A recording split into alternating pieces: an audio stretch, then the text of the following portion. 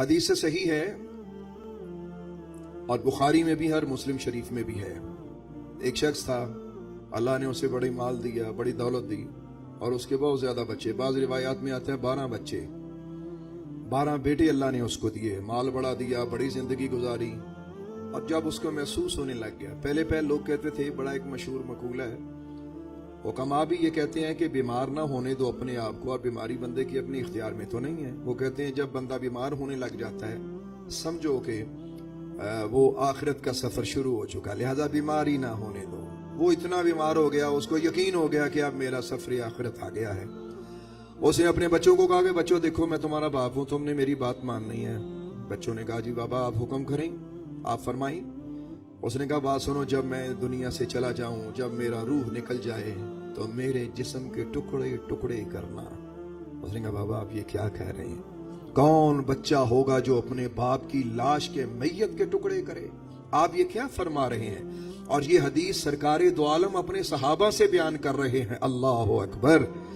میرے آقا نے فرمایا علیہ الصلوۃ والسلام, صحابہ اس شخص نے جب اپنے بچوں سے یہ کہا, اس نے کہا کہ میرے جسم کے ٹکڑے ٹکڑے کرنا اور ٹکڑوں کے بعد مجھے آگ لگا دینا, اور جب آگ لگ جائے, جب میں راکھ بن جاؤں تو میری راکھ کو مختلف سمندر کے پانیوں میں پھینکانا. جب بچوں کے سامنے باپ نے یہ کہا, بچے رونے لگ پڑے. انہوں نے کہا بابا یہ کیڑے کام کراتا سانو, ایک تیرا غم اور اوپر سے لوگ تماشا بنے گا, وہ کہیں گے باپ نو وڑ دیتا ہے, پھر آگ لگا دی, یہ کیا؟ اس نے کہا میرے بچے ہو تو تمہیں یہ کرنا پڑے گا. باپ کی نصیحت پر بچوں نے عمل کیا. فوت ہونے کے بعد جسم کے ٹکڑے کیے, ٹکڑوں کو آگ لگائی, راکھ بنی, راکھ کو مختلف پانیوں میں پھینکا. کتابوں میں آتا ہے 7 دریاؤں میں پھینکا, یا جتنے پانی اس وقت دستیاب تھے دور دور پھینکائے. اللہ اکبر, اللہ اکبر, اللہ اکبر.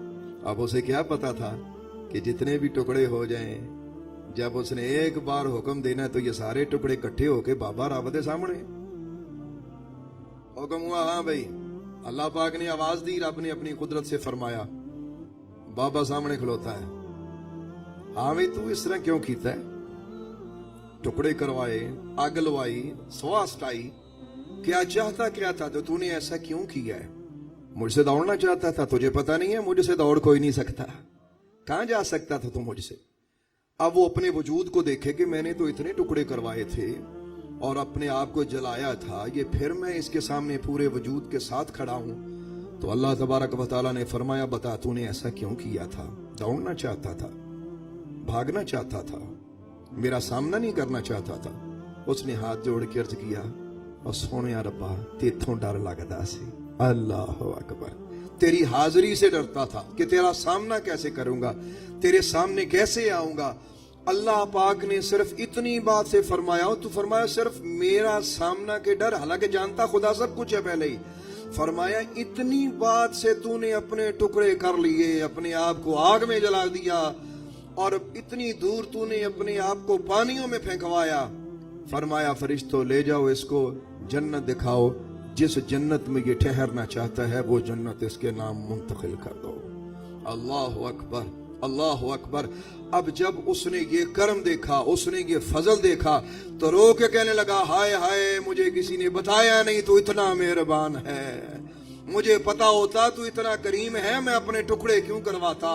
مجھے پتا ہوتا تو اتنا مہربان ہے, میں اپنے آپ کو آگ کیوں لگواتا.